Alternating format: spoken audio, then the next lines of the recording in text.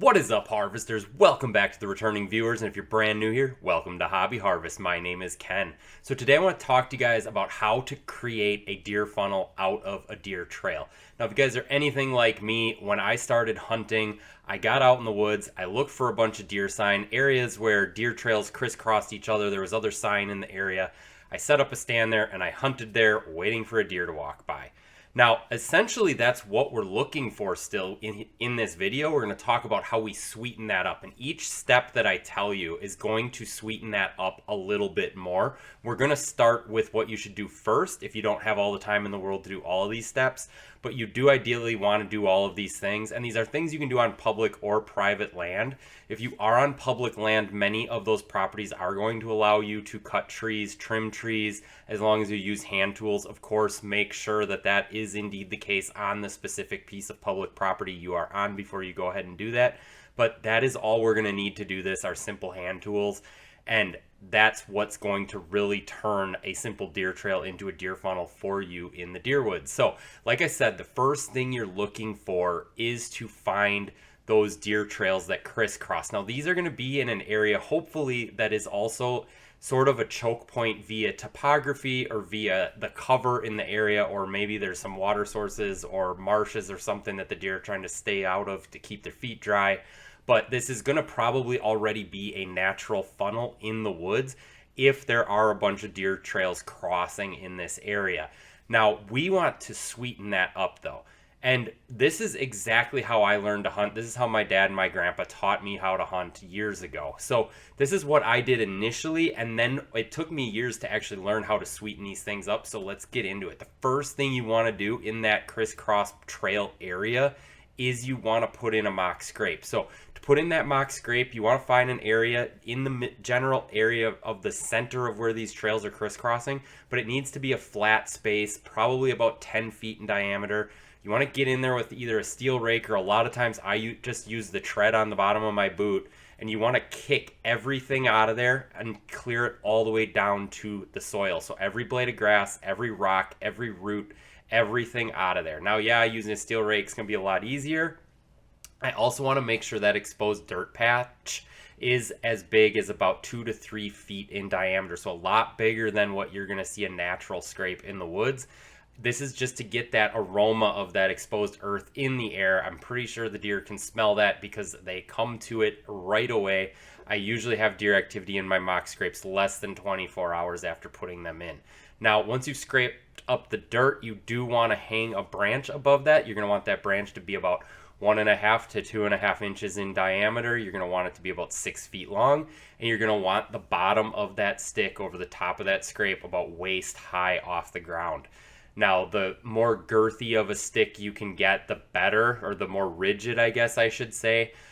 That way they aren't going to tear it up. I've had some more flimsy mock scrapes in the past, and during the rut, the bucks have just destroyed them, and I was left without a mock scrape halfway through the rut. So you definitely want a stick that's a little bit more rigid and firm to stay on the top of that mock scrape. So if all you do in this area is that, you're going to see an increase in deer activity in front of you.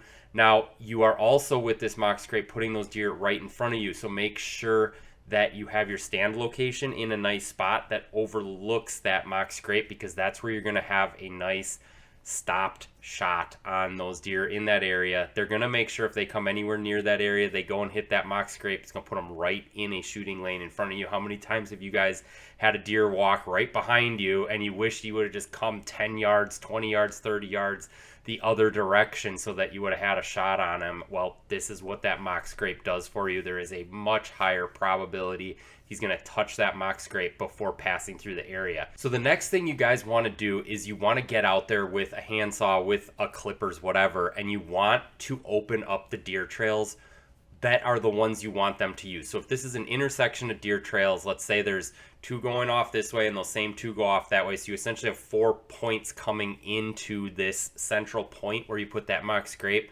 Open up those 4 trails. Make it easier for them to come into your area, because it'll get them there faster. So the thing is when deer are walking through really thick cover, it takes them a long time because it's so thick. They have to bend and weave and duck and whatever to get through all of that thick cover. If you open it up for them, they can come through at a steady walk and it'll get them there faster. And a lot of the times when we're deer hunting, we're dependent on that early morning or that late afternoon movement.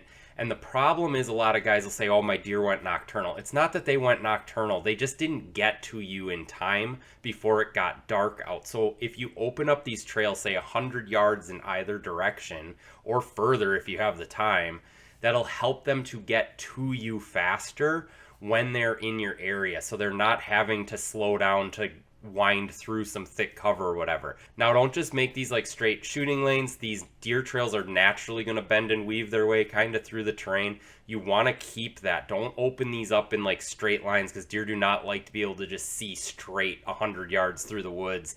If you were to just take these and blast them straight out thinking, oh, if I got to cut a trail for the deer, I might as well cut a trail so I can see from the stand all the way down there. Ideally, you don't want that. It's essentially, even if you're bow hunting, it doesn't matter if you can see them 100 yards away because you can't shoot them 100 yards away. Gun hunting's a little different, obviously, but you need that deer right in front of you if you're bow hunting, so why not have it completely closed in so they can't see you? You can't necessarily see them until they're right where you can actually take a shot on them. That way these deer are going to feel a lot safer coming into this area. Don't blast this wide open and make shooting lanes all over the place. Just open up these deer trails a little bit so it's easier for the deer to move in on them.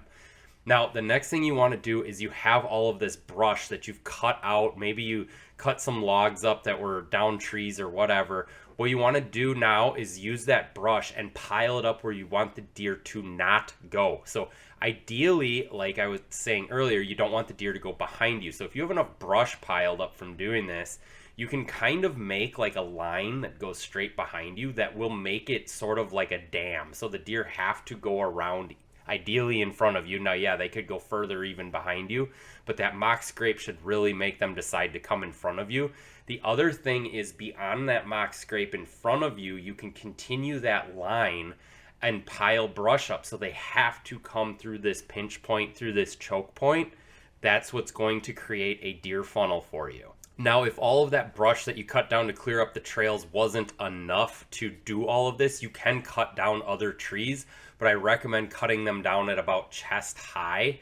And just like saplings, these don't have to be full mature trees. Little saplings that are going to just make it harder for a deer to move through a certain area and easier for them to move through another. That's a great way to really ensure that they're going to come right through your funnel and right in front of you. Now, the other thing is don't be afraid to block off existing deer trails if they don't go where you want them to. So let's just say you do have two trails that are crossing in front of you here, but you have another one that's maybe out 50 yards and it's kind of over a dip or over a hill and the topography drops off and you don't really have a good line of sight on it.